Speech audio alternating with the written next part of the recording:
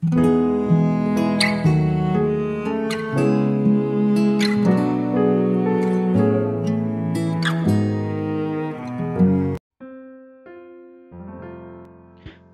salam saudara yang dikasihi Tuhan Yesus, dimanapun saudara berada.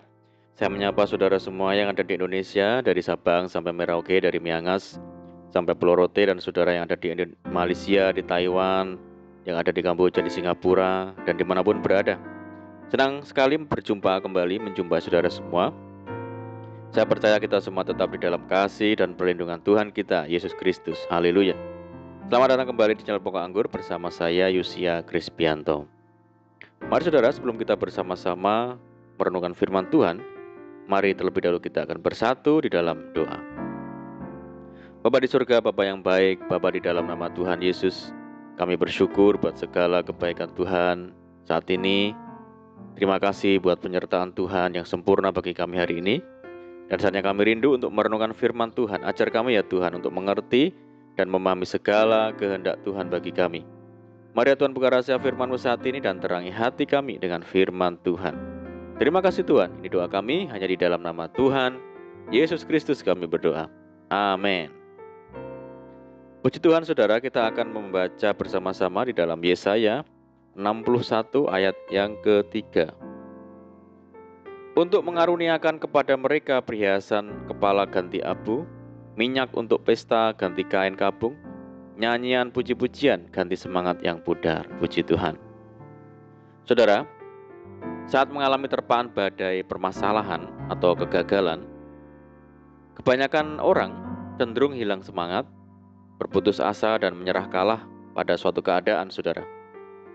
Mereka berpikir bahwa masalah atau kegagalan sebagai akhir dari segala-galanya. Sebagai orang percaya, Tuhan yang kita sembah adalah Tuhan yang Maha Kuasa, Tuhan yang berdaulat atas hidup kita, yang sanggup mengubah kegagalan menjadi keberhasilan, kehancuran menjadi pengharapan, mengubah yang buruk menjadi yang baik, mengubah ratapan menjadi tari-tarian. Ayat nats di atas menyatakan bahwa Tuhan mengaruniakan perhiasan kepala ganti abu, minyak untuk pesta ganti kain kabung, nyanyian pujian ganti semangat yang pudar. Apa yang bagi manusia tidak mungkin, yaitu kegagalan, kehancuran, derita yang mendatangkan duka atau mungkin dianggap seperti sudah terlambat. Bagi Tuhan tidak ada yang tidak mungkin, saudara. Dia sanggup memberikan harapan-harapan baru. Hal ini seharusnya mendorong kita untuk tetap bersemangat di dalam menjalani hidup ini. Tidak perlu kita menyerah kalah pada masalah. Kita ingat bahwa Tuhan adalah seperti tukang periuk atau penjunan, dan kita adalah tanah liat. Apabila bejana yang sedang dibuatnya dari tanah liat di tangannya itu rusak, maka tukang periuk itu mengerjakannya kembali menjadi bejana lain menurut apa yang baik pada pemandangannya. Tuhan sanggup membenahi dan membereskan semua permasalahan anak-anaknya, saudara. Namun Tuhan menginginkan kesetiaan kita dan komitmen kita untuk meninggalkan segala dosa.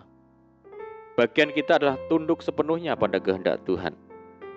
Jikalau kita menyerah, itu artinya kita melawan atau memberontak terhadap Tuhan dan menolak campur tangan Tuhan.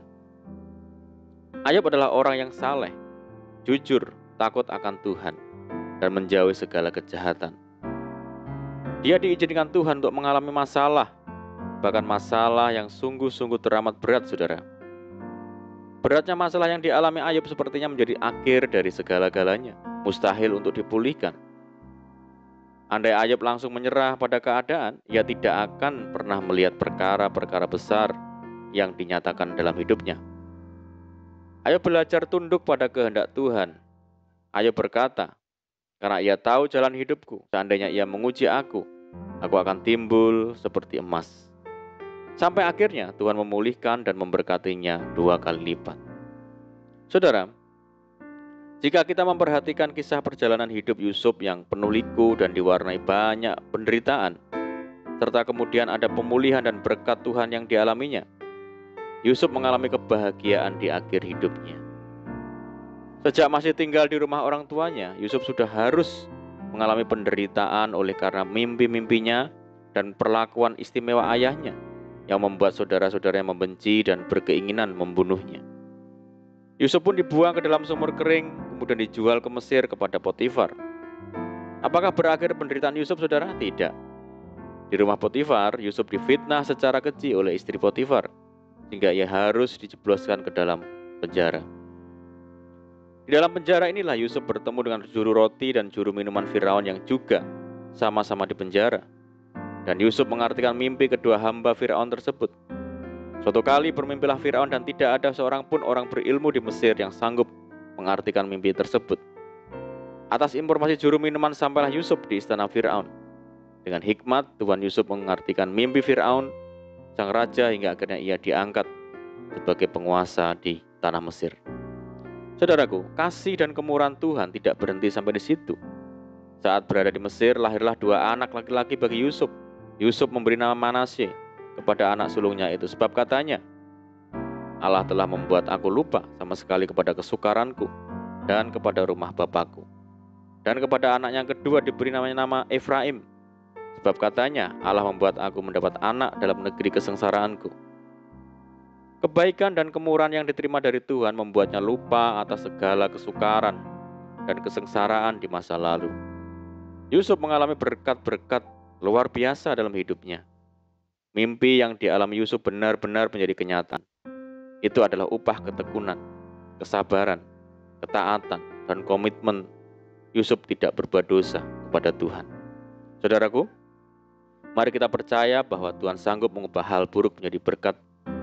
Jikalau kita saat ini mengalaminya, jangan kecil hati, jangan berputus asa, jangan menyerah. Tetapi mari kita melakukan bagian kita dengan setia, hidup di dalam ketekunan, kesabaran, ketaatan, dan jangan pernah memberontak kepada Tuhan dengan hidup di dalam dosa, melainkan menjaga kekudusan kita. Maka apapun yang kita alami, kita akan melihat bahwa Tuhan sanggup mengubah hal buruk menjadi berkat. Amin. Puji Tuhan, mari kita berdoa. Bapa di surga, Bapa yang baik, Bapa di dalam nama Tuhan Yesus, terima kasih Tuhan buat firman-Mu.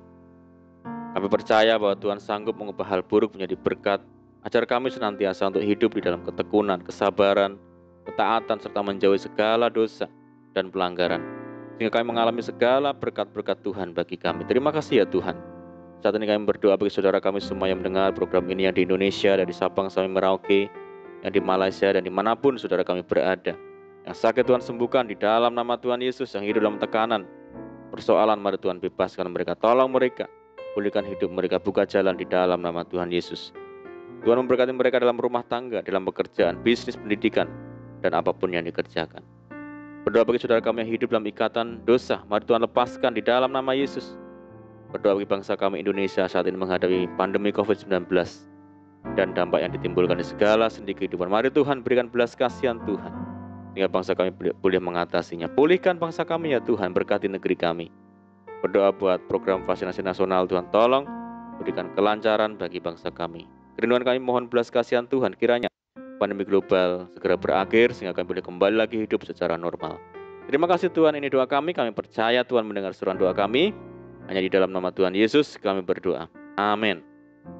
Puji Tuhan saudara, kita sudah berdoa. Saya percaya saat ini kita dikuatkan dan diberkati. Mari saudara kita tetap semangat di dalam Tuhan, jangan berputus asa. Tetap berdoa, bersuka cita senantiasa, sebab di dalam Tuhan kita sanggup melakukan segala perkara. Selamat malam dan selamat beristirahat. Doa saya menyertai saudara semua. Tuhan Yesus memberkati. Haleluya.